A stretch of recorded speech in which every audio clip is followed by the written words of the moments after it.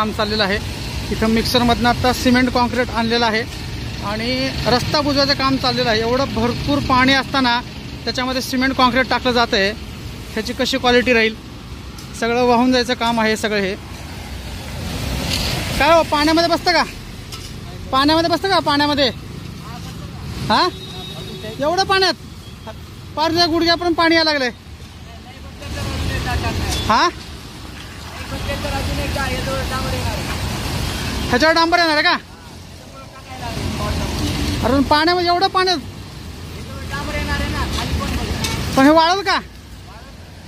ह्यांचं असं म्हणणं आहे की काही फरक पडणार नाही, एकदम व्यवस्थित बसेल असं ह्यांचं म्हणणं आहे। आणि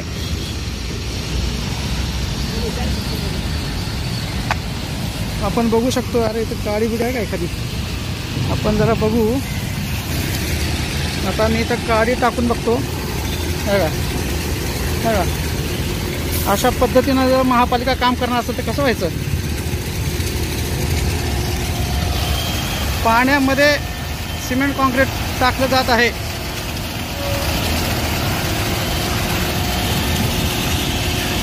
पाण्यात लाईन टाकलेली आहे।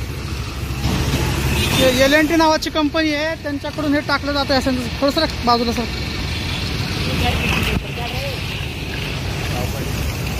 LNT कंपनीचं रस्ता बुजवण्याचं काम चाललेलं आहे। हे समान पाणी पुरवठा जे महापालिकेची योजना आहे त्याचं काम हे LNT कंपनीकडे आहे। तेच रस्ता खोदतात आणि तेच रस्ता सिमेंट कॉन्क्रीटने बुजवून देतात। अख्ख्या शहरामध्ये जे सिमेंट कॉन्क्रीटने रस्ते बुजवलेले आहेत हे त्या ह्याच कंपनीने बुजवलेले आहेत। आता अशा पाण्यामध्ये सिमेंट कॉन्क्रीट टाकल्यानंतर त्याचा काय दर्जा राहणार? आत्ता तुम्ही पाहिलं असेल, मी काडी टाकल्यानंतर जवळपास ही काडी, एवढी काडी सगळी आतमध्ये गेलेली आहे। आणखीन आता तुम्हाला दाखवतो। सर हे पकडता का मोबाईल जरा, बघा दाखवू आपण जरा।